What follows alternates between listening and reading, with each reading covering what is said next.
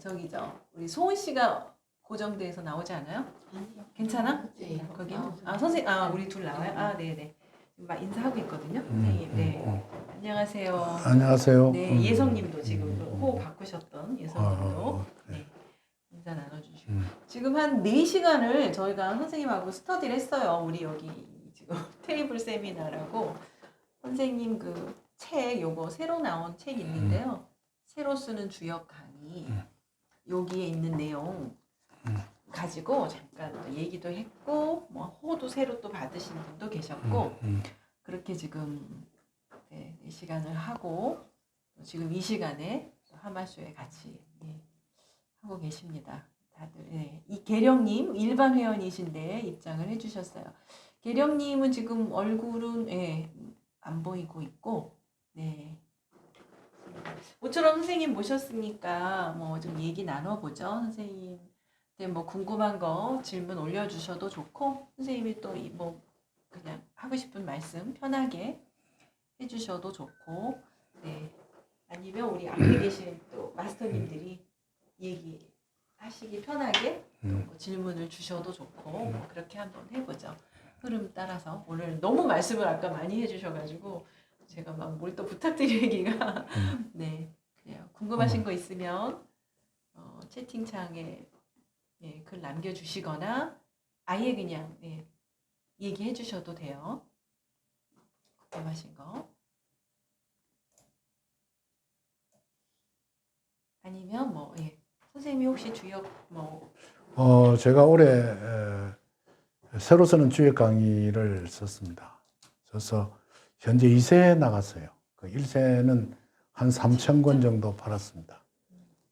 그래서 이제 여러분들한테 그 주역 강의 책도 선보이고 또 역경을 통해서 여러분들이 지혜롭게 사는 법도 강의를 하고 올해는 코로나 전국인데도 한 30회 이상 대학교 또는 교육기관 뭐 이런 여러 등지에서 강의를 했습니다. 생산성 본부 이런 장소에서.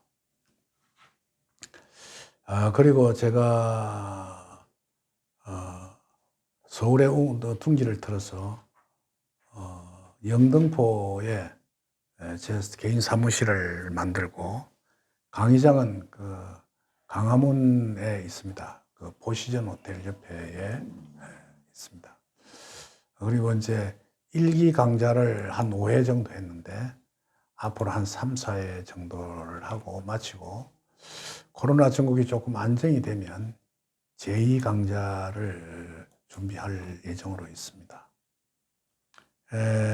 이제 여러분들이 역경에 관한 질문이 있으면 무엇이든지 해도 좋고 지금 당장에 어려운 상황이 있으면 그 어려운 상황을 어떻게 돌파해 나갈 것인가 하는 질문을 하셔도 제가 이 줌을 통해서 답변을 해드리도록 하겠습니다. 질문해 주시면 제가 대답해 드리도록 하죠. 네, 모처럼의 기회니까 질문이요. 선생님 철든다는 거는 주역에서는 어떤 것인가요? 우리가 이제 흔히들 부모님들이 우리 애는 철이 없어 또는 뭐 철들자 뭐 한갑이 되었다 뭐 이런 이야기를 하는데 그게 무슨 말인가 하니까 자기의 내면에 있는 자기 자각을 하지 못하는 걸 역경에서 무명이라 하거든요. 밝음이 없다는 것이에요. 그러니까 지혜가 없다는 뜻이죠. 지혜 없는 삶을 하는 것은 철없는 삶이라고 합니다. 그 철이 든다 하는 것은 과연 무엇을 말하는고 하니까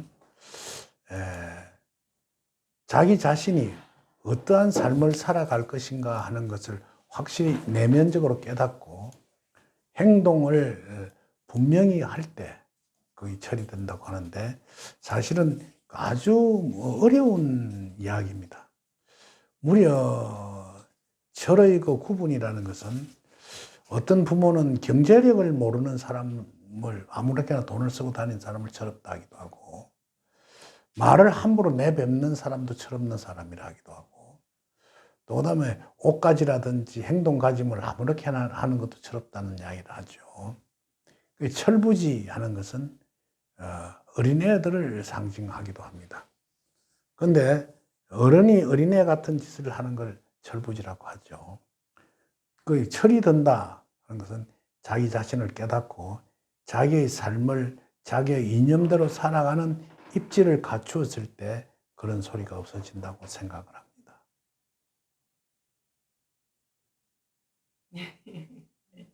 철없는 사람 있습니까? 여러분.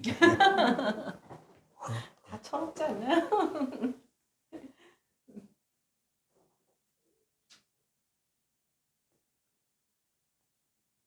예수님이 촬영한 사진을 보면서 느낀 것이 다른 사람들의 사진을 찍을 때는 대부분 그 예술 플러스 상업성을 언제든지 포함하고 있거든요. 내 사진을 어디다 걸어놔도 가치 있는 모습을 할 것이라는 마음을 두고 촬영을 하는데 그런 마음을 전혀 두지 않고 촬영을 했더라고. 아주 훌륭한 작품이라고 생각이 듭니다.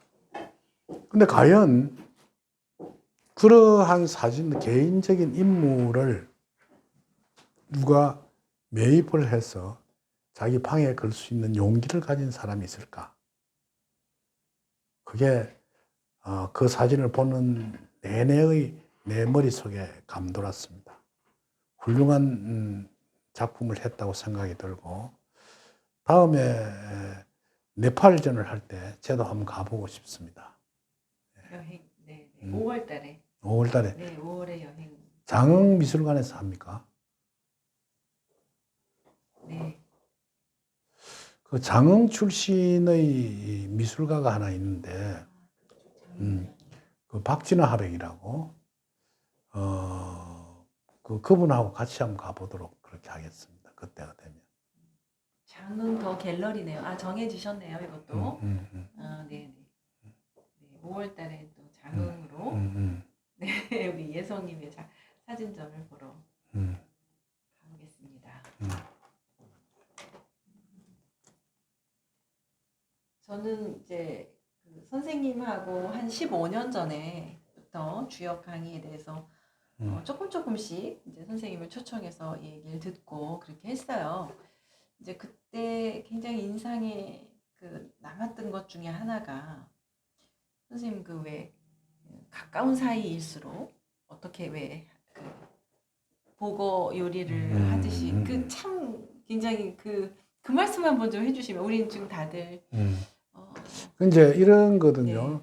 역경에 중부는 도너라도 길하느리라 이랬다고 해.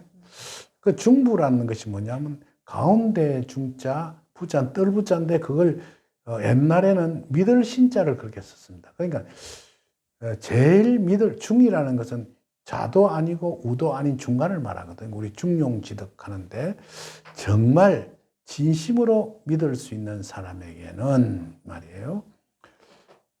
도너라도 길하니라. 도너라는 것은 복이란 말이에요.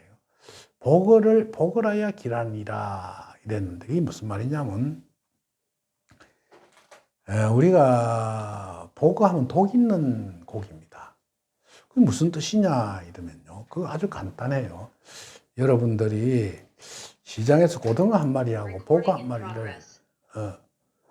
한 마리를 사서 집에 가서 요리를 해보면 고등어는 그냥 썩썩 썰어가지고 내장 빼버리고 깨끗이 씻어서 그냥 김치나 뭐 이렇게 된장을 넣고 끓여서 먹습니다. 근데 보거는 가지고 가서 배를 갈라서 내장을 다 버립니다. 그리고 누나를 빼버려요. 왜냐하면 독이 들었다고 해서. 다음에 아가미도 빼버립니다. 그리고 그 복판에 뼈 있는 부분에 타서 뼈 속에 있는 핏줄을 전부 다 긁어내고 깨끗이 요리를 해서 끓일 때 해독제인 무와 신미나리를 넣어서 꼭 끓입니다. 그리고 먹어요. 먹고 난 뒤에 혹시 중독이나 됐는가 싶어서 걱정을 해서 잠잘 때도 조심하는 것이 복입니다. 그러면 내가 진정으로 믿는 사람에게는 복의 요리를 하듯이 해라. 제일 진정으로 믿는 사람은 부인이고 자식이고 친구고 이렇거든요. 그런 사람에게는 정말 복의 요리 하듯이 조심스럽게 가까이 해야만이 해가 없을 것이니라. 그래야만이 훌륭한 군자의 면모를 갖춘다고 했거든요. 요즘 세상 사람들은 자기 부인을 막대하는 경우가 많습니다. 절대 그러지 말라는 것이거든요. 자식도 마찬가지고 또 친구도 마찬가지. 그렇게 여러분들이 친구를 만날 때 또는 부인을 만날 때 돈으라도 기리니라 해서 복징어를 생각하면서 처신을 하면 아무 이상 없이 세상을 사는 지혜를 가질 것이다 하는 것이 역경의 이야기입니다. 그 이야기를 해달라는 모양이에요. 네네네. 그게 갑자기 떠올랐어요. 그래서 중부 돈어길. 그 생각이 이제 나네요. 한동안 저도. 네. 참 주역의 이야기가 2000년 전의 이야기인데 현상에 와서도 하나도 변함없이 자기 자신 우리가 그 내용을 생각하며 살아야 하는 그런 법입니다. 아주 간단한 자기 신상에 대한 질문을 해도 좋습니다. 만일 없으면 이렇게 마치도록 하겠습니다. 그래요, 여러분. 혹시 복요리는 자격증이 필요하니까 사람 관계도 자격증에 준하는 마음가짐이 필요하네요. 여기서 이제 사실은 하도 사고가 많이 나니까 그냥 대중 음식점에서 팔 때는 요 자격증 있는 사람이 해라고 하지만 실상은 시골 같은 데 가면 보고를 그 시장에 사서 자기 마누라가 자격이 있는 것도 아니고 남편이 자격이 있는 것도 아니거든요. 그래서 보고가 근데 이제 아셔야 될 게 보고의 아주 특징이 약간의 이제 우리가 약에는 독약이 있고 극약이 있거든요. 독약과 극약의 차이를 아십니까? 극약도 먹으면 죽는 약입니다, 우리가. 그래서 우리 약국에 가면 무슨 그런 이렇게 그 상자를 만들어 놓고 독약 또는 극약, 독극 이렇게 해놨거든요. 이게 무슨 말이냐면 독약은 조금 먹어도 해로운 것을 말합니다. 극약은 적당량을 먹으면 약이 되고 과잉 섭취하면 독이 되는 것을 극약이라 하거든요. 그래서 복은 극약에 속합니다. 그래서 약간의 독을 먹으면 숙취라든지 몸속에 있는 나쁜 것을 예방한다고 해서 옛날 어른들은 독알이 독이 많이 들었거든요. 그걸 납작하게 말려가지고 구워가지고 아주 눈곱만큼씩 빼먹는 사람이 있어요. 그렇듯이 사실은 때로는 그 보거를 먹는다는 것은 조심하지만은 그 속에는 무서운 힘을 갖고 있다는 것을 뜻하기도 합니다. 그러니까 부인한테 잘하라는 것이 무조건 잘하는 것이 아니라 항상 내면의 힘을 갖고 있으면서도 겸손을 뜻한다는 뜻이죠. 그러니까 예를 들어서 남편이 부인한테 잘 하는데도 부인이 남편에게 겁을 내고 두려워하고 존경하고 하는 것이 그 부부간의 제일 중요한 모랄이라고 할 수 있거든요.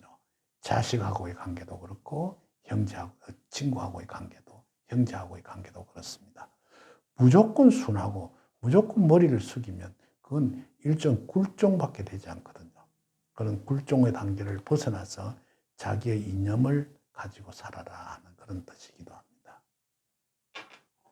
그런 현명함을 어떻게 기를 수 있을까요? 이제 그 현명함을 기르는 방법은 항상 그걸 생각하고 행동하면 자연히 몸속에 답습이 돼서 모르는 것보다도 알면 자연히 행동하게 되는 것이거든요. 예를 들어서 우리가 길을 건널 때 빨간불일 때는 건너지 말아야 된다는 걸 알고 있으니까 조심하거든요.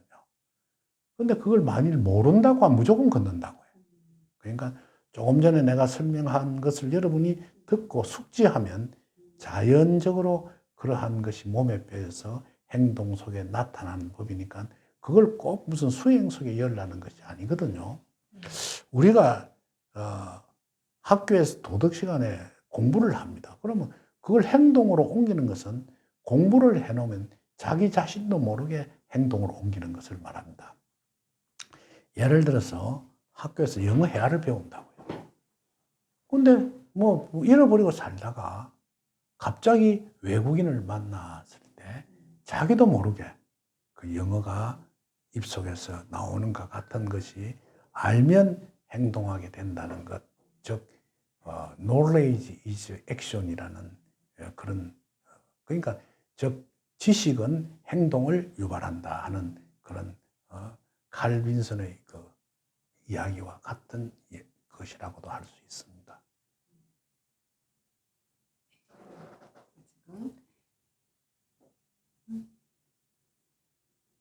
친하다는 건 늘 한 사람이 양보 중이라고 생각하면 맞는 것 같아요. 그게 나인지 상대방인지 그건 끝내 알 수 없겠지만 예성님 말씀에 저도 절친 생각이 납니다.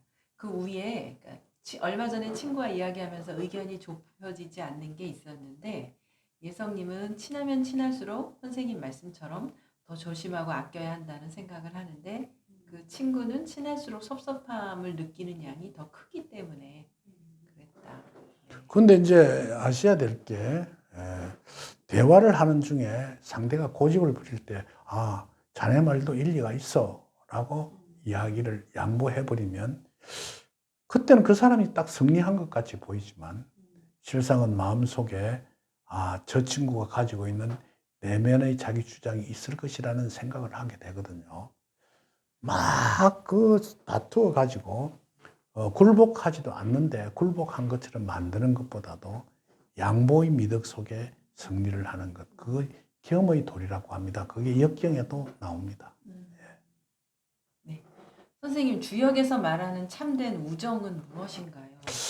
우정. 실상 여러분 아셔야 될 게요. 이런 게 있거든요. 우리 국민학교, 요새 초등학교로 하죠. 어린 시절에 만난 친구를 중마고우라고 합니다. 그 옛날에 대나무 짝대기를 사다리에 넣고 기차놀이를 하던 친구, 이걸 중마고우라 하거든요. 대나무 대죽자에 말바자를 써서, 그러니까 대나무를 갖고 말놀이를 하던 친구. 그러니까 어른이 되면 그 짓을 못 하지 않습니까? 그때 친구를 중마고우라고 하는데, 이런 게 있어요. 제가 이제 제 예를 들어서 미안하지만 해야 되겠는데, 저는 초등학교 시절에 키만 멀쩡히 컸지 싸울 줄을 잘 모르겠어 맞고 다녔어. 애들 가방이나 짊어지고 다니고, 그러고 막 이렇게 다 싸움하는 데 가면 도망가 버리든지 피하고, 때로는 얻어맞고 울고 집에 가고 그런 시절에 이랬습니다. 그 시절이 있다가 사실은 학교를 졸업하고 외부에서 글도 쓰고 또 어떤 면에서 역학자로서 참 성공을 해서 이제 우리 고향으로 돌아갔어요. 그래서 옛날 친구를 만나야 되겠다는 생각을 하고 친구들을 만났는데, 이 친구들을 만나면 내가 그래도 그 애들보다 내가 형편이 좋으니까 밥도 사주고 차도 사고 또는 내 차를 가지고 태워서 구경도 시키고 하여튼 뭐 봉사를 많이 했어. 근데 가만히 보니까 이 친구들이 이제 우리가 초등학교 시절에 초등학교만 나온 애도 있고 중학교까지 간 애도 있고 고등학교 간 애도 있고 다니다 공장에 들어간 애도 있고 막 종류가 많다고. 그러니까 우리 나이에는 대학을 간 사람이 굉장히 드물었어요. 그러니까 만나서 그 애들하고의 그 행동을 하는데 애들이 내가 엄청스러운 어떤 옛날에 비한 변화를 가지고 왔는데도 그 애들은 옛날 초등학교 시절 자기 쫄병 노릇을 하던 그 친구를 연상하는 거예요. 그래서 나이가 이렇게 들어서 이제 한갑을 지냈는데도 밥도 사주고 뭐도 해주고 언제든지 봉처럼 노릇을 하고 아주까지 내가 말 노릇하고 쟤는 마부 노릇을 하는 꼴을 보이더라고. 그걸 가만히 집에 가서 생각해 봤어. 그리고 난 후에 대학 동창을 만났어. 그 중에 하나는 의과대학을 다니는 의사도 있었고 이런데 그 애들은 내한테 상당히 인격적으로 대하는 거예요. 여러분 아셔야 될 게요. 우정이라는 것은 내와 밸류가 같아야 합니다. 그러니까 수준이 같아야 한다는 말이죠. 수준이 낮거나 높으면 한마디로 이야기해서 잘 어울리지 않는 법입니다. 내가 한 번은 봤는데 우리 부산에 보면 다대포라고 저 바닷가에 있는 동네가 있는데 그 애는 좀 사실 한마디로 이야기해서 빈민촌이라기보다도 좀 영세한 지역이에요. 그 중에 초등학교 학생 중에 하나가 공부를 잘해서 서울법대를 가고 뒤에는 사시에 걸려서 변호사가 된 친구가 있었는데 동창회를 한 번 딱 갔다 와서 절대로 안 갔어. 그러다가 어느 날 어머니가 돌아가셔서 초상을 치르는데 그러니까 동창생들이 그래도 성공한 친구라 해서 찾아갔는데 엄청스럽게 많은 하완과 그다음에 높은 사람들의 문상이 왔거든. 그러니까 그런 속에서 내가 가만히 볼 때 이 격차 속에는 우정이 존재하기가 힘든 법이에요. 여러분들 그걸 잘 알고 내와 동일한 대화가 통하고 서로 인격으로 존경해 줄 수 있는 사람, 그런 사람이라야만이 우정의 교류에 흠이 없을 것이라는 이야기를 해드립니다. 형제간끼리도 마찬가지예요. 형제간들이 쭉 있는데 지금 제일 문제가 되게 우리 대선 주자 중에 이재명이가 그렇죠. 그 형제간들이 전부 엉망진창이에요. 한마디로 이야기해서. 그런데 이 친구는 소년공으로 중학교도 졸업을 못하고 고등학교 졸업을 못한 전부 검정고시로 들어가서 왜 대학을 들어갔느냐 하면 그 당시에 대학을 들어가면 장학금을 한 달에 20만 원씩 줬어. 그런데 자기는 공장에 다녀봤자 월 13만 원밖에 못 받는 거예요. 그러니까 돈 20만 원 타기 위해서 중앙대학교 법대를 들어간 거예요. 그래서 사실은 대학을 졸업하고 난 후에 졸업과 동시에 사시에 합격해서 변호사가 됐죠. 그런데 그래가지고 이제 시민운동을 하면서 이제 어떻게 해서 자기 뜻을 피력하기 위해서 성남시장이 됐다고. 됐는데 자기 형이란 사람이 지가 시장 된 것처럼 와서 설치고 다니는 거예요. 이건은 마구잡이 하려고 막 달라들고 막. 그러니까 시장형이 되놓으니까 밑에 공무원들이 말도 못하고 이러는데 그때 이재명이가 다시는 형 이야기를 듣지 말아라. 그리고 시청에 출입을 못하도록 해라고 딱 막아버렸다고. 계속 놔두면 그 엉망이 되겠으니까. 그러니까 막 완전히 등을 쥐고 그러니까 어떻게 됐냐면 어머니를 불러가지고 막 엄마를 모시고 살았는데 모시고 산 게 엄마를 불러서 막 폭행을 하고 여동생을 막 여동생도 국민학교밖에 안 나, 초등학교밖에 안 나왔는데 그걸 한마디로 폭행을 해가지고 피투성이가 되고 막 이 모습을 영상으로 저 동생한테 보여준 거예요. 그러니까 이재명이 얼마나 화가 났겠어. 그런데 자기 형수란 사람이 도련님 하면서 살살 간죽거린 거예요. 그러니 욕설을 퍼붓고 난리가 난 거예요, 거의. 근데 그걸 저 형수란 사람이 어떻게 했냐면 앞, 뒤 사정을 다 빼고 욕하는 부분만 다 잘라가지고 SNS에 올린 게 지금 형수 욕설의 이야기입니다. 그러면 근데 그 사람에 대한 변론을 하려는 게 아니고 형제간끼리도 우정이라는 것은 이재명이가 똑같이 중학국민학교도 안 나오고 같이 공장에 다녔더라면 그런 일이 있을 수가 없어. 하나는 높이 솟고 다른 형제들은 밑으로 솟아 있으니까 그 속에 불평등 속에서의 반항이 그런 현상을 일으킨 겁니다. 여러분 마찬가지 아닙니까? 그죠? 여러분들이 가지고 있는 어떤 그 지역이라든지 이런 것이 정말 공정하게 이룰 수 있는 토대를 가지고 있는가를 살펴서 사람과의 유대를 해야 되는, 처신을 해야 한다는 것이 역경이 가르치는 처세술입니다. 아까 이게 이제 말씀을 막 듣고 그러면 되게 그런데 그 욕설 부분만 딱 놓고 보면 이건 정말 정말 죽일 일이지. 네, 그렇게 할 수가 그러니까 아무리 그래도 어떻게 이렇게 욕을 하나 들어보신 분들은 한결같이 그 얘기를 하거든요. 그러니까 뭐 엉망진창.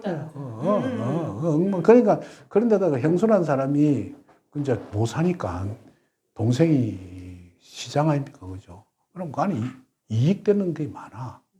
그러니까 그 이권을 달라고 이야기를 했어. 그러니까 그건 안 된다 이거야. 죽어도 안 된다는 거지. 그러니까 막 저거 엄마를 폭행하고 동생을 막 폭행하고 난리를 지기고 그걸 안 해주니까 형수란 사람이 간죽거리면 도련님 뭐 짜고 막 이러면서 살살 열을 받치니까 막 열이 올라가고 막 욕을 하고 난리를 지겠는데 그걸 요새 저 휴대폰으로 촬영을 싹 할 수 있잖아요. 그러니까 앞 뒤는 싹 빼버리고 욕하는 것만 SNS에 올린 거예요. 그러니까 참 오히려 지금 형수욕설 사건 때문에 저 사람 여자들한테 한마디로 이야기해서 인기를 못 얻고 있는 현상이거든. 그러니까 형제가 아니라 그 왼수라. 응? 그러니까 참 개천에서 욕난다는 게 얼마나 어려운 일인지 모르는 일이라. 참 아주 나도 그 사람 싫어. 한마디로 이야기했습니다. 근데 왜냐면 내가 보수층인데, 근데 좀 믿을 만한 그놈 보면 노상 실수를 하는 거야, 노상. 저 다리 쭉 벌리고 앉아 있고 뭐라고 뭐 이야기한 게 전부 다 말도 안 되는 소리를 하고 말이야. 그러니까 이게 맞는 소리인지 무슨 도대체 감이 안 잡혀. 어쨌든 근데 굉장히 그 현실적인 얘기고 또 선생님 주역에서 그러거든요. 우정인데 가장 배신을 많이 하는 것도 친구다. 친구고 형제가 아니에요. 네, 그러니까 네. 내가 제일 이야기하는 게 내가 이제 평생을 사람들을 감정하고 살아와 봤는데 자기 마누라를 살살 꼬셔가고 간음하는 친구가 누군 줄 압니까? 남편의 친구들이에요. 나쁜 놈들이 그 속에 다 있어. 돈 때문에 싸우는 것은 형제간들이야. 아버지 재산 좀 남겨준 게 불만이 많아가고 막 치고받고 싸우고 막 형은 많이 가지고 가려고 동생 같이 가르자 하고 말이죠. 그러니까 뒤에 부모랑이 죽기 전에 시체를 옆에 앉혀놓고 막 형제간끼리 막 돈 때문에 싸우고 소송 붙고 예, 참 지가 번 돈도 아니거든. 아버지가 벌었는데. 아버지가 벌면서 한마디로 옛말에 도리구찌 쓰고 버려 놓으니까 낙하오리 쓴 놈이 와서 다 써버리더라. 이야기. 응? 그 말이. 참 그게 우리가 이 세상을 살아가는 하나의 참 아이러니한 어떤 그 부조화라는 것이거든요. 그래서 그 인생을 살아가는데 공정하고 평등하다는 것은 굉장히 어려운 거예요.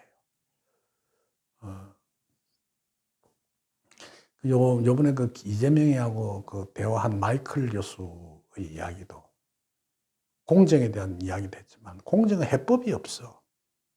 말은 그렇게 해도. 그리고 새해가 되면 점을 보러 많이 다니는데요. 그거에 대해서는 어떻게 생각하세요? 왜 점을 보러 가느냐 하면요. 이 세상에는 멘토가 없어요, 전부. 내가 가지고 있는 어려움을 이렇게 뭐랄까 이야기할 친구가 없다고. 이야기할 은사도 없고. 그러고 가까운 사람한테 자기가 갖고 있는 비밀을 이야기하기가 싫거든. 그럼 전보로 가서 가만히 생년월일로 입을 다물어. 그러면 그 앞에 전 보는 사람이 무슨 특별한 이야기를 탁 던지면 잘 봐. 그때 속이 시원하다면서 잘 맞춘다 이라거든. 그게 맞는 게 아니라고.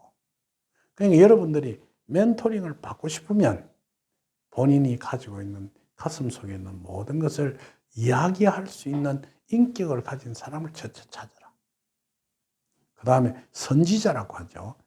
먼저 앞날을 미리 알 수 있는 사람에게 자기 자신을 의논하라. 그 다음에 내가 하고 있는 일에 그 사람이 이권에 관계되는 사람하고는 의논하지 말아라. 그러면 사심이 생기거든. 그런 것들이 있는데, 그래서 점을 치러 가는 겁니다. 왜? 사실은 멘토를 찾아러 가는 길이다. 이 말이에요. 그것도 10만 원 주고. 응? 근데 진짜 그왜 뭐 신내림 해서 용하다 하는 사람들은 진짜 보이는 것 같아요. 그 이제 왜냐하면 그게 신내림이라는 것은 굉장히 감각이 굉장히 발달하는 걸 말해요. 그러면 우리의 몸속에는 이성이라는 것하고 감성이라는 그 두 개가 있는데, 공부를 열심히 하면 감성이 없어집니다. 주역을 공부하면 감성이 죽어버린다고.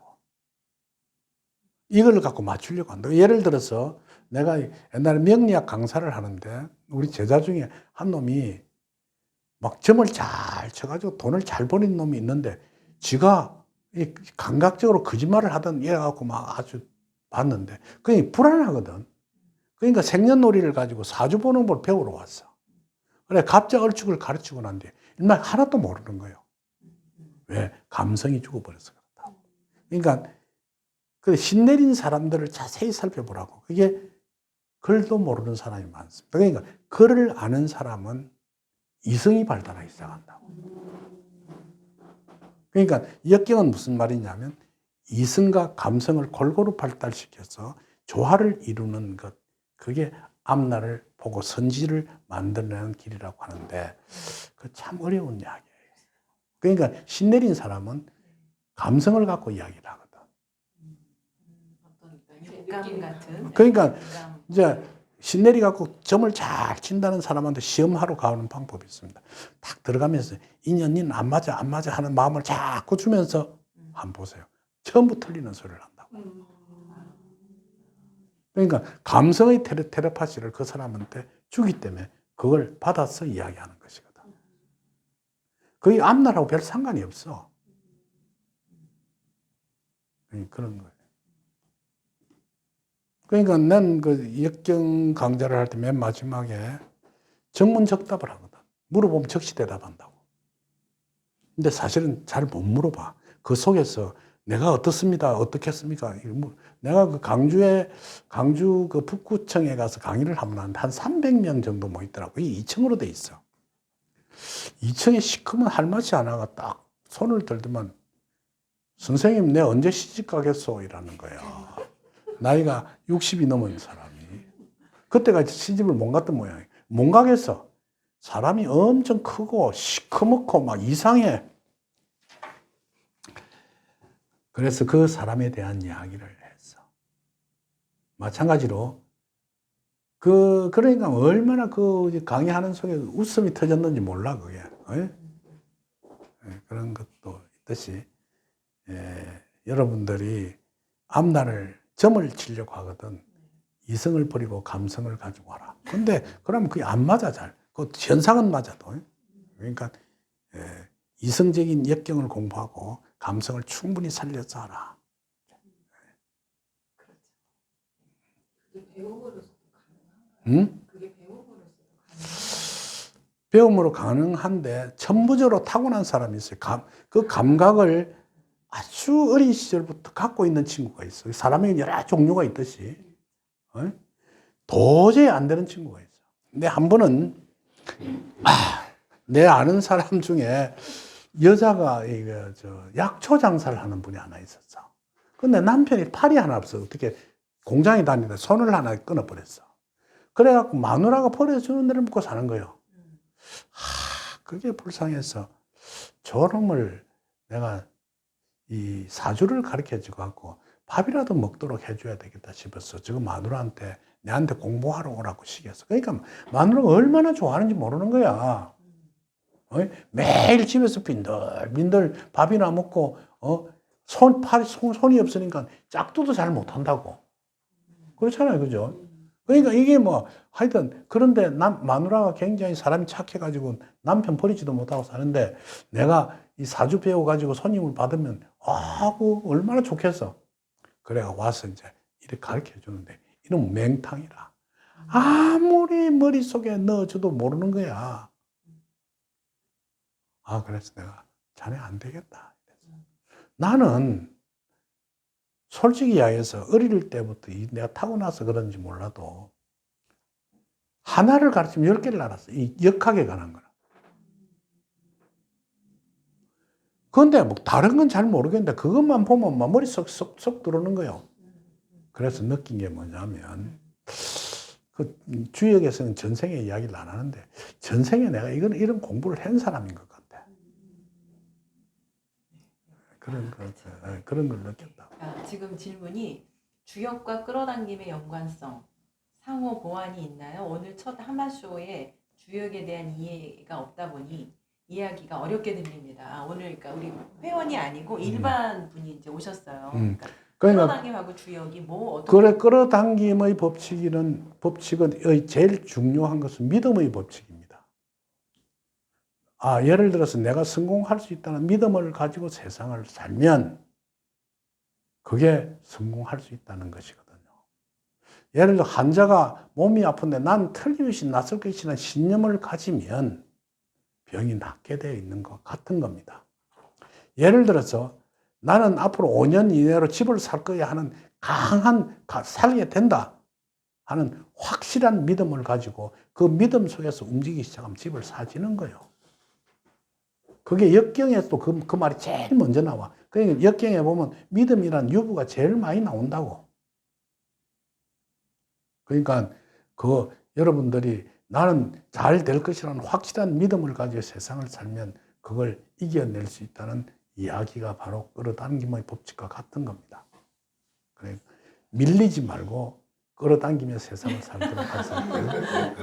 아마 우리 지금 그죠? 오혜리님인 것 같아요. 네, 오혜리님, 조아님. 네, 맞아요. 근데 끌어당김은 이제 서양에서 말하는 어떤 파동의 법칙이거든요. 이거는 그래서 내가 정말 내면 안에서 믿음이 있으면 그 믿음에서 나오는 파동이 바이브레이션을 하는 거니까 그 믿음과 유사한 그 일들을 끌어오는 거고. 그죠? 네, 근데 믿음이 없으면 그 주파수 자체가 흔들리니까. 근데 내가 그걸 이렇게 느낀 게 뭐냐면 어릴 때부터 우리 집에서 용돈을 잘 안 줬어. 돈을 가지고 싶은데 미치겠는 거야. 그래서 내가 돈을 좀 가져야 되겠다는 생각을 열심히 했어. 그때부터 돈을 잘 줍는 거야. 네네네네. 길거리에서 엄청 많이 줬었어. 네네네. 이상한. 그러고 이제 사실은 우리 아버지가 점을 쳤다고. 역학자지. 우리 집에 친구가 놀러 와서 신발을 도둑을 맞았어. 우리 어린 시절에는 신발 도둑놈들이 많았다고. 요새는 신발 벗어나도 안 가져가지만 옛날에는 마루청 앞에다 신발 벗어놓으면 어느 놈이 가져가 버린 신발이 없어. 그러니까 새 신을 샀을 때는 어떤 놈은 방 안에 갖고 들어가는 놈도 있었다고. 신발을 잊어버렸어. 막 신발 입었다 죽는 소리를 하는 게 아버지가 한단 말이 너 신발 찾을 수 있을 거야. 내가 찾게 해줄게. 어떻게 찾아? 그러면서 할 수 없이 아버지 고무신을 신고 버스를 탔어. 버스를 타서 앞을 보는데 글막이 지 신발을 앞에 놈이 다 신고 있는 거야. 야, 그거 내 신이다 하니까 이 새끼 신발을 벗어놓고 막 버스에서 우닥 도망을 가버리는 거야. 그래야 신발을 찾은 일도 있어. 그러니까 그게 예를 들어서 파장이라는 건데 그게 알지 못하는 일이지. 그렇죠. 근데 사주에서 보면 제가 들은 말인데 이념에 문서문이 있다. 막 그때 뭐 집을 산다든 이런 말들을 막 그런 이제 그 이야기를 들으면 예. 틀림없이 집을 산다는 믿음을 가지거든. 네. 그러면 집이 사죠. 좀 땡길 수는 없을 거예요. 그러니까 예를 들어서 자, 예를 들어서 내가 소원이 있단 말이야. 소원이. 우리 딸을 시집을 보내야 되겠는데 하면 그걸 시집 보낼 수 있을 것이라는 강한 믿음을 가지고 전파를 딸한테 보내면 이게 묘하게 결혼을 하게 된다고. 마찬가지예요. 그게 근데 뭐 턱도 없는지 내가 대통령 되겠다는 믿음을 가지고 그건 안 되겠지. 그렇죠. 네. 근데 그게 내와 실현 가능성한 믿음을 가지고 활동하면 그게 이루어질 것이다. 저도 그래서 우리 이제 그 제가 해마다 연초가 되면 다이어리 미리 쓰잖아요. 2021년도에 미리 쓰거든요.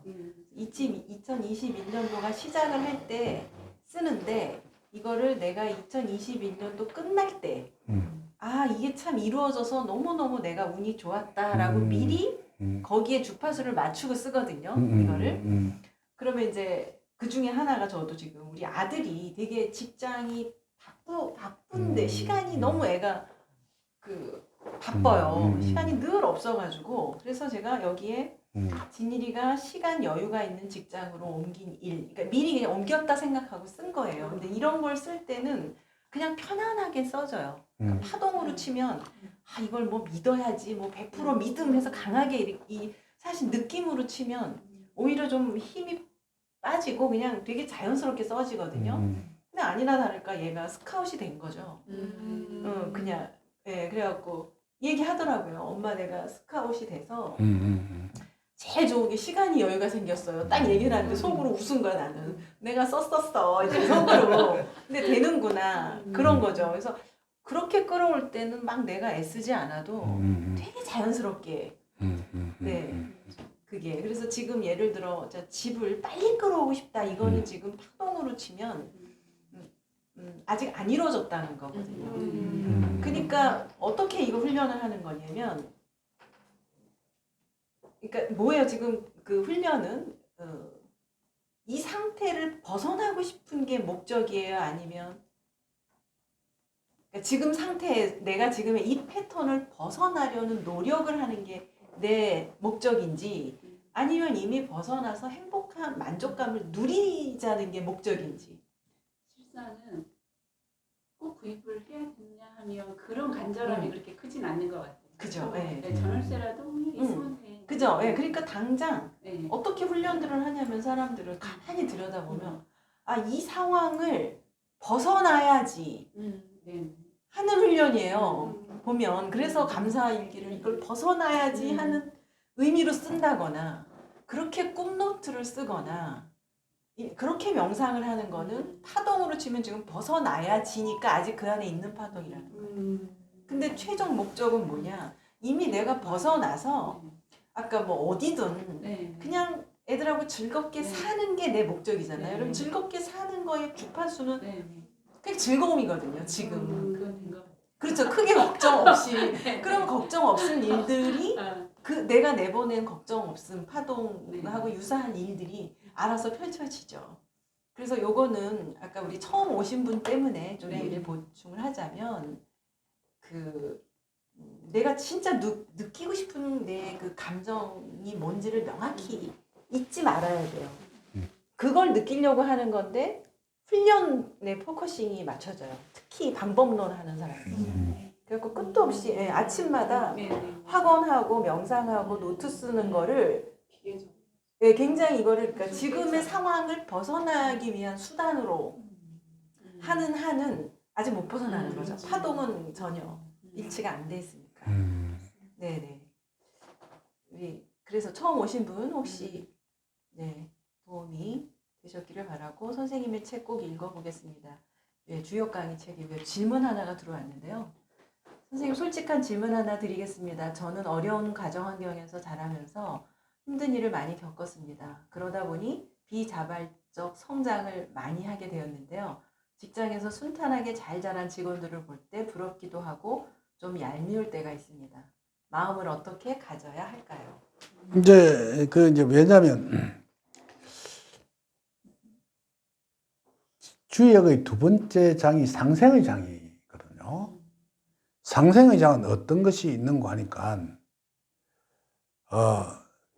내가 태어난 환경이 나쁜데 좋은 환경을 가지고 태어난 친구를 볼 때마다 미움과 반항심이 생기면 그 상극의 장이에요. 그럼 절대 발전을 못 해요. 그 친구가 더욱더 잘 되라고, 첫째, 마음속으로도 이 생각하지만 겉으로도 표현해 줘야 돼요. 어찌 보면 그게 좀 간사스러울 수도 있는데, 그 간사스럽지 않을 정도로 표현해 주고 마음 자세를 바꾸면 당신은 그 장소에서 벗어납니다. 그게 무슨 말이냐면, 저 새끼 저거 부모 잘 만나서 잘 됐는데 저 죽일 놈이야 노상 이러면 자기가 가지고 있는, 그러니까 상생하면 덕붕이요 이랬거든요. 한마디로 덕붕하면, 붕하면 그 법붕자인데 그 법붕이 아니고 그게 화폐 단위입니다. 돈도 얻을 것이요, 재화도 얻을 것이요, 덕망도 얻을 것이니라. 상극하면 상붕이다. 친구도 잃어버리고 재산도 없어질 것이다. 그런데 겉으로는 좋다 좋다 하면 속으로 저놈 죽일 놈 하면 그게 상생이 아니에요. 그게 완전히 바꿔줘야 돼. 패턴을 바꿔줘야 된다. 그렇게 하면 당신은 머지않아 그 사람보다 더 훌륭한 입지 속에 나타날 것이다. 그게 한마디로 이야기해서 상생과 상극의 어떤 특징이라고 할 수가 있는 겁니다. 이제 잘 못 사는 사람들이 보면 불만이 많아. 잘 사는 사람들은 뭐 별로 불만이 없어. 자수성공한 사람들이 부자로 사는 사람은 보면 너그러워. 성공도 못하고 항상 꼬랑대에서 맴도는 친구는요, 굉장히 불만이 많아. 회사에 가면 사장한테 불만 많고, 노조한테 불만이 많아서 어떻게 하면 싸우려고. 그러면 그거 못 쓰는 거예요. 결국 그게 그 불만이 그 화살이 돼 자기를 겨냥한다는 것을 알아야 되고, 결국 자기가 맡게 돼요. 그러면 상생하라. 첫째, 마누라가 마누라하고 사이가 나쁜 사람이면 헤어지려고 마음 먹는 것 같으면 깨끗이 헤어져. 이러지 말고. 그런데 마누라는 좋은데 자꾸 싸움이 일어나거든. 어떻게 하느냐 하면 첫째 칭찬부터 해. 반찬을 잘 못 해와도 여보 참 오늘 맛있었어. 여보 당신 요새 고생이 많아. 그렇게 자꾸 칭찬을 하면 그 식단이 자꾸 좋아진다고. 맞아요. 근데 자꾸 나쁜 소리 하면 자꾸 나빠지는 거예요. 그러고, 요새 당신 옷차림이 참 좋아.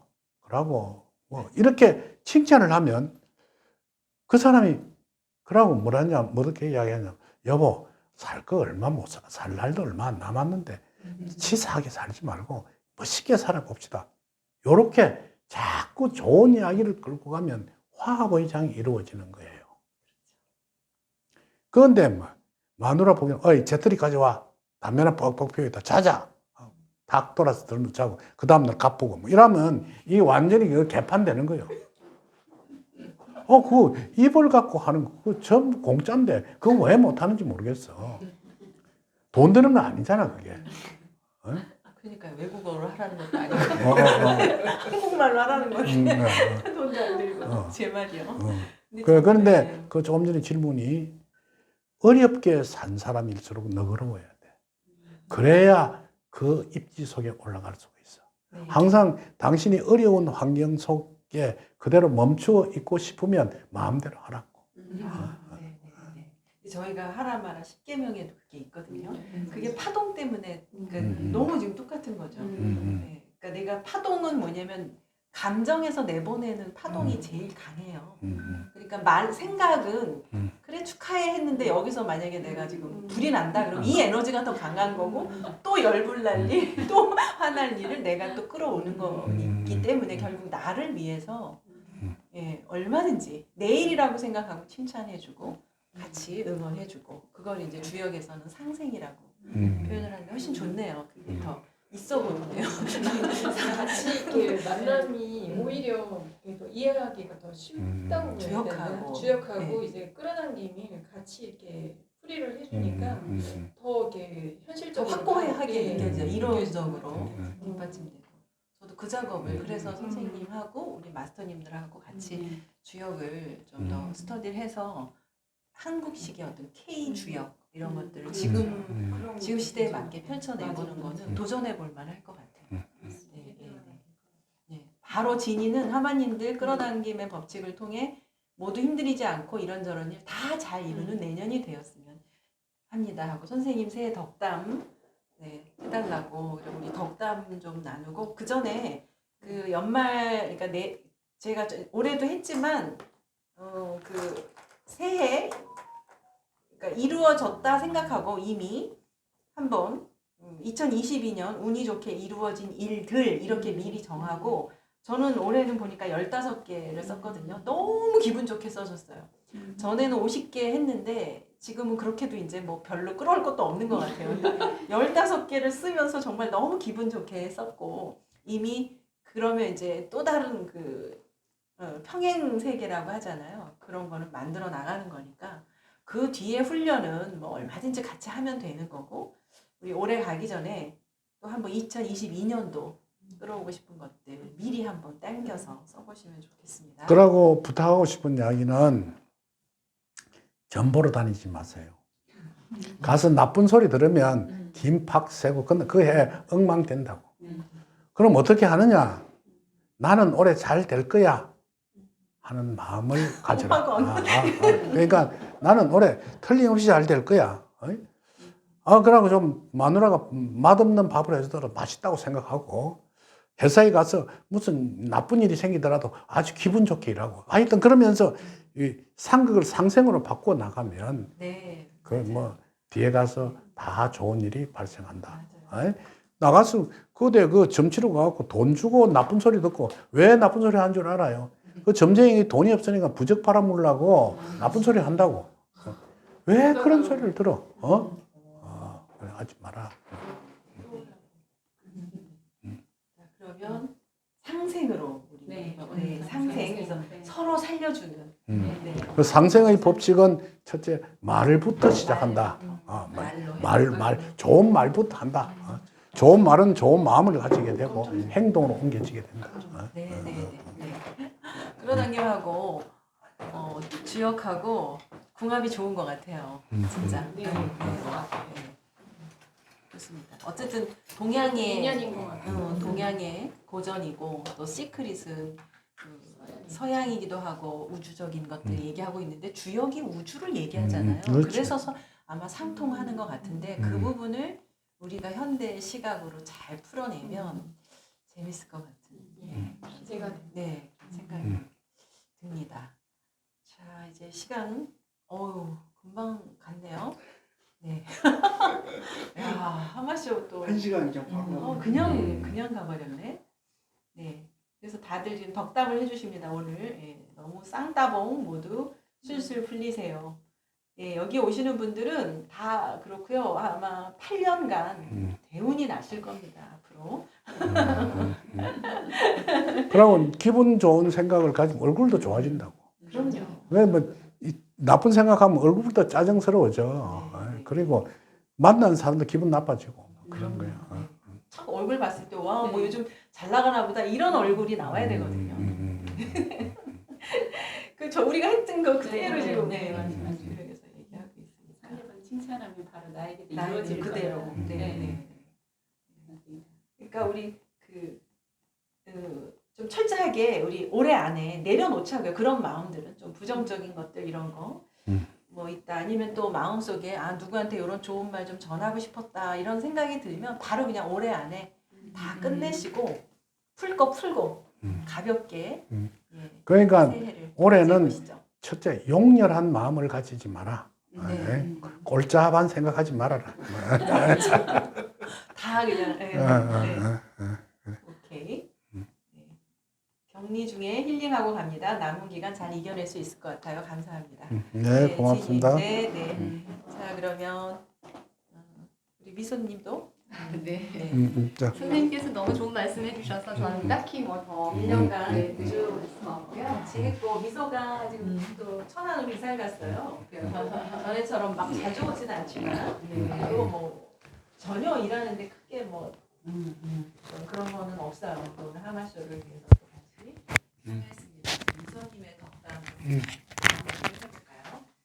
네, 뭐 같은 얘기죠. 그냥 아까 왜 택도 없는 거 그 원하지 말라. 내가 대통령 자질도 안 되는데 대통령 되겠다 이거 이루어질 일이 없다라고 말씀하셨잖아요. 그게